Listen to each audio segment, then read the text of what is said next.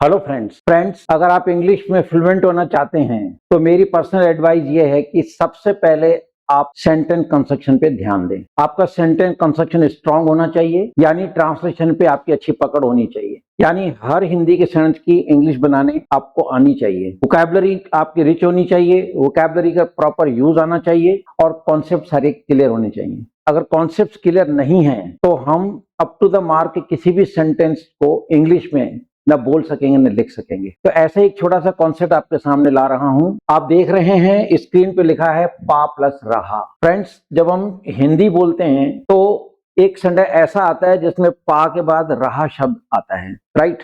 तो इस कॉन्सेप्ट को समझें आप। और जब कभी भी पा के बाद रहा आता है, यहाँ है आ जाए, था आ जाए या होगा आ जाए, वो टेंस के अकॉर्डिंग होता है। लेकिन पा के बाद रहा जब भी आता है तो ये चीज गुमराह करती है। गुमराह क्यों करती है, ध्यान से सुने। देखिए फ्रेंड्स, दो सेंटेंस आपके सामने हैं, राइट। अब वह चल पा रहा है। दूसरा सेंटेंस है वह रोज अखबार पा रहा है, राइट। ये दोनों सेंटेंस आपके सामने हैं। मैं अगर आपसे पूछता हूं कि ये दोनों सेंटेंस कौन से टेंस के हैं, जाहिर है आप कहेंगे कि दोनों प्रेजेंट कंटीन्यूअस टेंस के हैं। जब कभी ऑफलाइन में भी मैंने स्टूडेंट से पूछा, ये दोनों सेंटेंस सामने रखे और पूछा कि ये दोनों सेंटेंस कौन से टेंस के हैं, एक ही आवाज आई, प्रेजेंट कंटीन्यूअस। तब मैंने कहा कि नहीं, ये प्रेजेंट कंटीन्यूअस नहीं है, सेकंड वाला प्रेजेंट कंटीन्यूअस है। तो फ्रेंड्स, स्टूडेंट क्या करता है, पहचान देख के सेंटेंस की इंग्लिश बनाने की कोशिश करता है। लेकिन मैं ऑफलाइन क्लास के अंदर, ऑनलाइन क्लास के अंदर एक बात स्टूडेंट को हमेशा कहता हूं कि मैं कितनी अच्छी पहचान पढ़ा दूं हिंदी के सेंटेंस की, उससे ज्यादा अहमियत रखता है सेंटेंस का भाव। अब अगर हम रहा है पे नजर डालते हैं तो दोनों सेंटेंस प्रेजेंट कंटीन्यूअस के हैं और स्टूडेंट कहता है दोनों प्रेजेंट कंटीन्यूअस के हैं। लेकिन जब भाव पे जाते हैं तो मालूम पड़ता है ये जो फर्स्ट सेंटेंस है ये प्रेजेंट कंटीन्यूअस नहीं है, सेकेंड वाला प्रेजेंट कंटीन्यूअस है। तो फ्रेंड्स, बात कर रहा हूं पा प्लस रहा। जब कभी पा के बाद रहा आ जाए, पा की जगह पी, पे, पो, पू, कोई भी मात्रा नहीं आएगी। मैं बात कर रहा हूं पा प्लस रहा। सेंटेंस आपके सामने और ऐसे सेंटेंस हम बोलते हैं। तो जब भी पा के बाद रहा आ जाए उसे एकदम कॉन्टिन्यूअस टेंस ना कहें, उनको पढ़ें और उनके भाव को समझो। देखिए, पहला सेंटेंस है अब वह चल पा रहा है, यानी अब वो चलने के लिए, वो चलने के काबिल हो गया है, वो चलने के लिए योग्य हो गया है। माना कि किसी के फ्रैक्चर हो गया, राइट, उसके अंकल डॉक्टर हैं, इलाज हो गया, जो भी था करना था। 10-15 दिन बाद अंकल ने फोन किया और पूछा बेटा तबीयत कैसी है। आपने कहा अब मैं चल पा रहा हूं, राइट। रहा हूं बोल रहे हो, लेकिन ये प्रेजेंट कंटीन्यूअस नहीं है। अब मैं चल पा रहा हूं, जिस समय आप अंकल से बात कर रहे हो उस समय तो आप बैठे हैं, चल थोड़ी रहे। अब मैं चल पा रहा हूं यानी अब मैं चलने के लिए योग्य हो गया, है ना।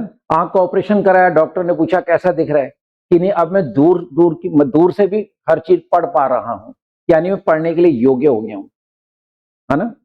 तो इस सेंटेंस का भाव है अब वह चल पा रहा है। इसका भाव है कि अब वो इस चलने के काबिल हो गया है, या पा का मतलब है एबल टू, राइट। और यहां पा का मतलब है गेट। आपको कि सर कैसे मालूम करें, देखिए इधर, अगर पा से पहले वर्ब आ रहा है, राइट, ये प्रेजेंट कंटीन्यूअस टेंस नहीं है। पा से पहले नाउन आ रहा है, वह रोज अखबार पा रहा है, या वह रोज दूध पा रहा है, या वह रोज सब्जी पा रहा है ना, कुछ भी हो सकता है।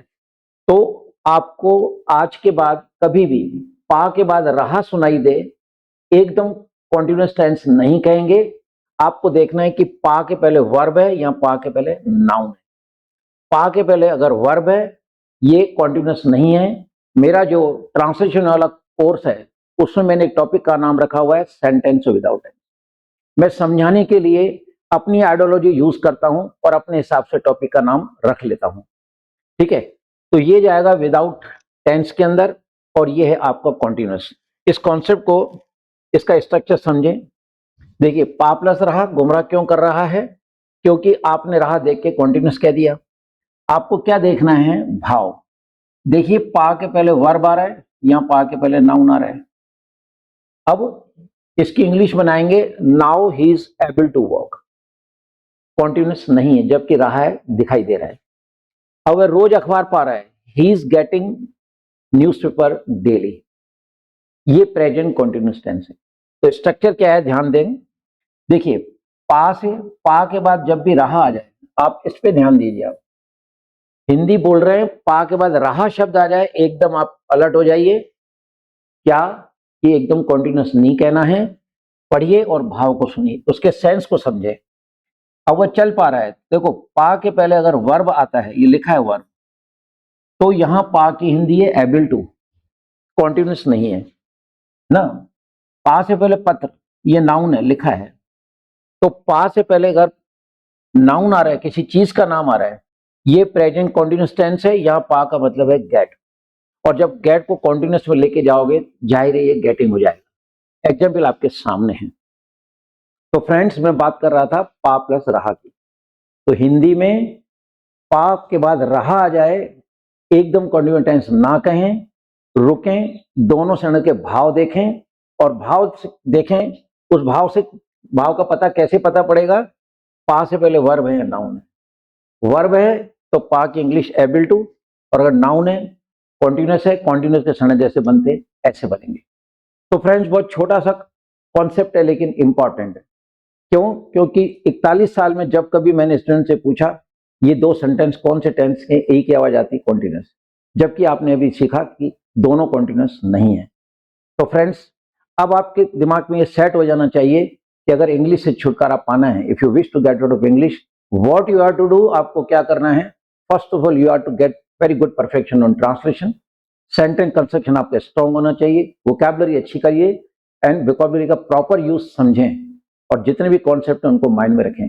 Only then it will be possible for you to be fluent in English, and you can speak up to the mark, you can write up to the mark, है ना। You can move easy in the field of English. जय हिंद।